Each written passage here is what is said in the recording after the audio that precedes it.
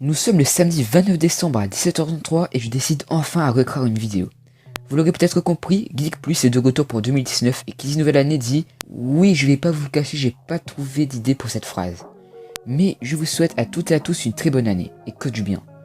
Bref, j'imagine que vous n'êtes pas là pour le blabla, mais pour le sujet de la vidéo, mon top 10 des films de 2018.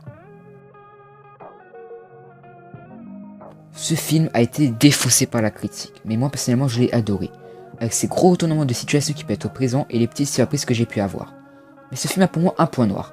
Pour un film qui est sur la jeunesse du plus grand pilote de cet univers, il y a peu de combats avec les vaisseaux.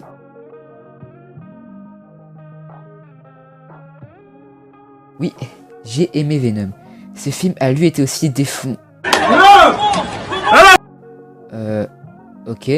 Comme je le disais, il était aussi dépassé par les fans, parce que ce serait un film totalement merdique. Mais j'ai passé un très bon moment sur ce film. D'accord que ce n'est pas la véritable origine de Venom, mais ce n'est pas la raison pour le niquer. Les acteurs jouent très bien et Venom est juste magnifique. Ce film est sorti récemment, alors je préfère éviter d'en parler pour pas vous spoiler, donc place à la 8ème position.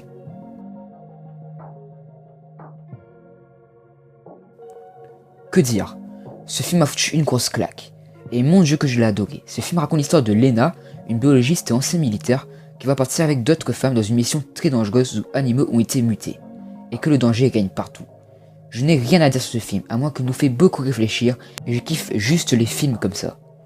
Je pense un jour vous faire une vidéo théorie sur ce film.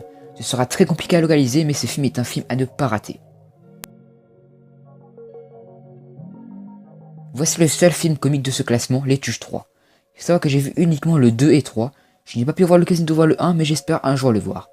Dans cet épisode, Jeff Tuche est maire de sa ville et essaiera d'arrêter le TGV dans sa ville.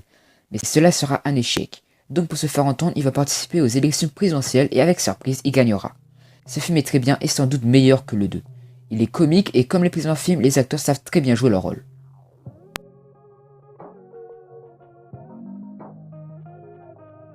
Posez-moi la question du méchant le plus stylé qui est apparu dans Marvel. Sans réfléchir, je vous répondrai Killmonger. En 6ème position de mon classement, on a Black Panther, qui est pour l'instant mon second film préféré du Marvel Cinematic Universe. Ce film arrive très bien à se démarquer des autres Marvel grâce à son méchant. Dans les autres films, ils ont comme but de détruire la planète ou son pays, mais Killmonger veut juste rentrer chez lui, prendre sa véritable place et partager les armes du Wakanda. De plus, nous n'avons pas un super-héros américain mais africain. Maintenant, on ne peut pas dire que tous les héros du MCU sont américains.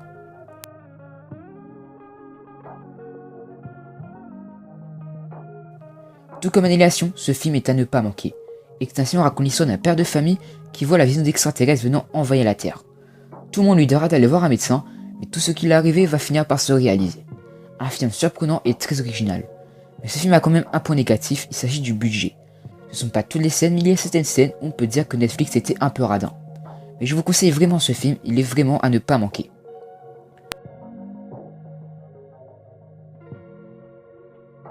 Dans ce film, un seul bruit peut attirer des créatures.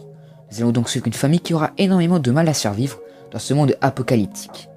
Et c'est tout, mais ce film est dans mon top 5 parce que le concept est unique, même si que Netflix a un peu repris avec Bird Box.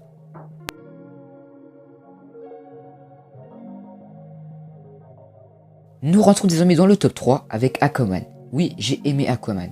Ce film est drôle, les effets spéciaux sont bien et le costume final est moche. Je l'ai aimé, mais pourtant ça m'a beaucoup fait penser au film du MCU. Pour moi, ce film est après Wonder Woman le meilleur film de son univers cinématographique. Oui, j'ai aussi aimé Wonder Woman.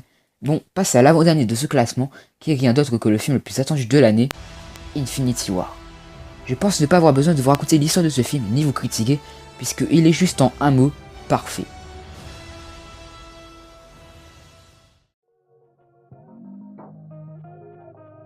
Sans doute pour moi le meilleur film de l'année. Il est bien dessiné, les personnages sont attachants, l'histoire tient debout, aucune incohérence, de merveilleuses bandes-son et quelques historiques. Mais ce qui m'a beaucoup plu dans ce film est l'effet comic book animé. Si je devais lui donner une note sur 10, ce serait un chiffre qui n'existe pas, vivement une suite.